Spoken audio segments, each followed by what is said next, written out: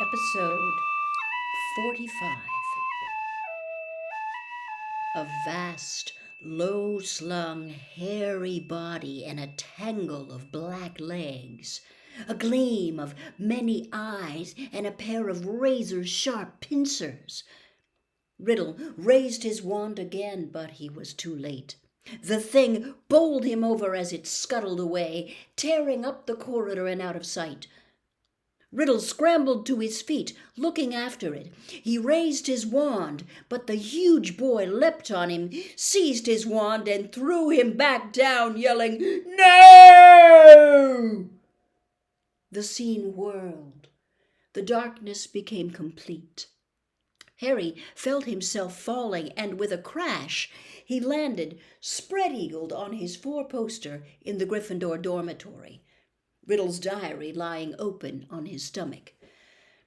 Before he had time to regain his breath, the dormitory door opened and Ron came in.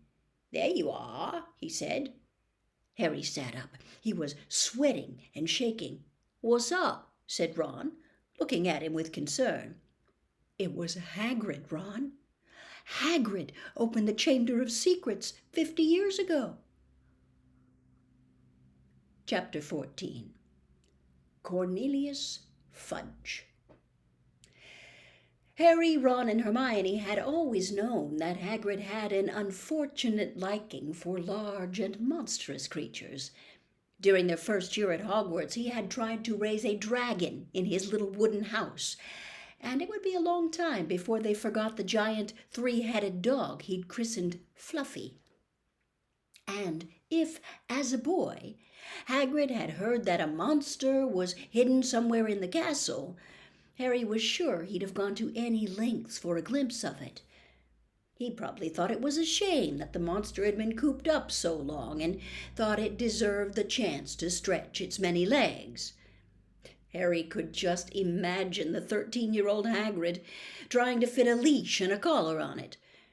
But he was equally certain that Hagrid would never have meant to kill anybody. Harry half wished he hadn't found out how to work Riddle's diary. Again and again, Ron and Hermione made him recount what he'd seen, until he was heartily sick of telling them and sick of the long, circular conversation that followed. "Riddle might have got the wrong person," said Hermione. "Maybe it was some other monster that was attacking people." "How many monsters do you think this place can hold?" Ron asked dully. "We always knew Hagrid had been expelled," said Harry miserably. "And the attacks must have stopped after Hagrid was kicked out. Otherwise, Riddle wouldn't have gotten his award." Ron tried a different tack. "Riddle does sound like Percy. Who asked him to squeal on Hagrid anyway?" "But the monster had killed someone, Ron," said Hermione. "And Riddle was going back to some Muggle orphanage if they closed Hogwarts," said Harry. "I don't blame him for wanting to stay here." "You met Hagrid down Nocturne Alley, didn't you, Harry?" "He was buying a flesh-eating slug repellent," said Harry quickly. The three of them fell silent. After a long pause, Hermione voiced the naughtiest question of all in a hesitant voice. "Do you think we should go and ask Hagrid about it all?" "Oh, that'd be a cheerful visit," said Ron. "Hello, Hagrid. Tell us, have you been setting anything mad and hairy loose in the castle lately?" In the end, they decided they would not say anything to Hagrid unless there was another attack. And as more and more days went by with no whisper from the disembodied voice, they became hopeful that they would never need to talk to him about why he had been expelled. It was now nearly 4 months since Justin and Nearly Headless Nick had been petrified, and nearly everybody seemed to think that the attacker, whoever it was, had retired for good. Peeves had finally gotten bored of his "Oh, Potter, you rotter" song. Ernie Macmillan asked Harry quite politely to pass a bucket of leaping toadstools in herbology one day. And in March, several of the mandrakes threw a loud and raucous party in the greenhouse. This made Professor Sprout very happy. The moment they start trying to move into each other's pots, we'll know they're fully mature, she told Harry. Then we'll be able to revive those poor people in the hospital wing. The second years were given something new to think about during their Easter holidays. The time had come to choose their subjects for the third year, a matter that Hermione, at least, took very seriously. It could affect our whole future, She told Harry and Ron as they pored over lists of new subjects, marking them with checks. I just want to give up potions, said Harry. We can't, said Ron gloomily. We keep all our out subjects or out-of-ditch defense against the dark arts. But that's very important, said Hermione, shocked.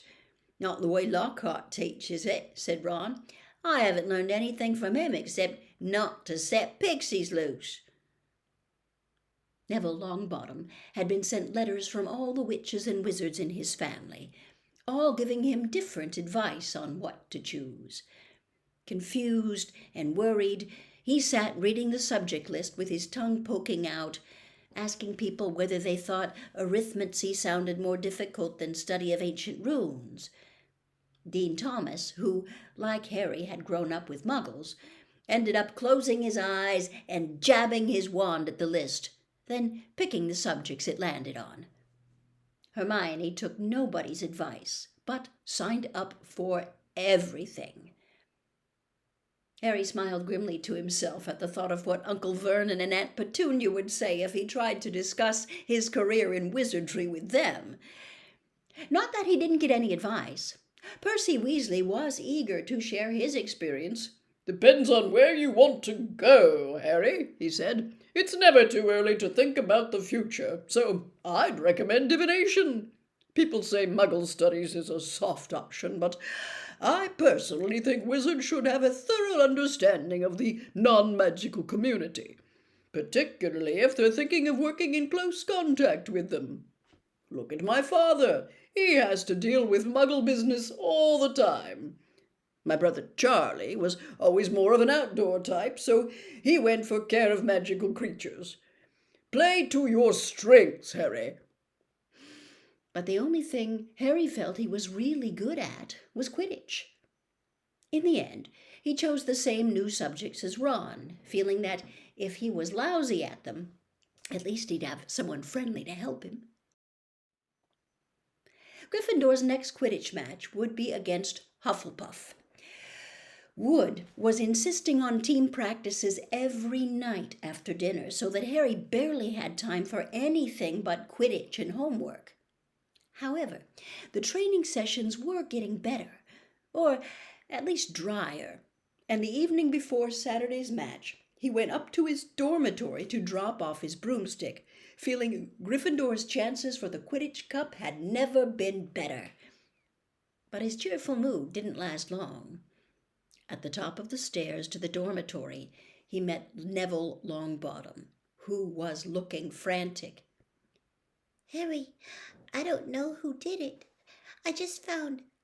Watching Harry fearfully, Neville pushed open the door. The contents of Harry's trunk had been thrown everywhere. His cloak lay ripped on the floor. The bedclothes had been pulled off his four-poster, and the drawers had been pulled out of his bedside cabinet, the contents strewn all over the mattress. Harry walked over to the bed, open-mouthed, treading on a few loose pages of Travels with Trolls. As he and Neville pulled the blankets back onto his bed, Ron, Dean, and Seamus came in. Dean swore loudly. "What happened, Harry?" "No idea," said Harry. But Ron was examining Harry's robes. All the pockets were hanging out. "Someone's been looking for something," said Ron. "Is there anything missing?" Harry started to pick up all his things and throw them back into his trunk. It was only as he threw the last of the Lockhart books back in that he realized what wasn't there. "Riddle's diary's gone," he said in an undertone to Ron. "What?" Harry jerked his head toward the dormitory door, and Ron followed him out. They hurried down to the Gryffindor common room, which was half empty, and joined Hermione, who was sitting alone, reading a book called Ancient Runes Made Easy. Hermione looked aghast at the news. But only a Gryffindor could have stolen. Nobody else knows our password. Exactly, said Harry.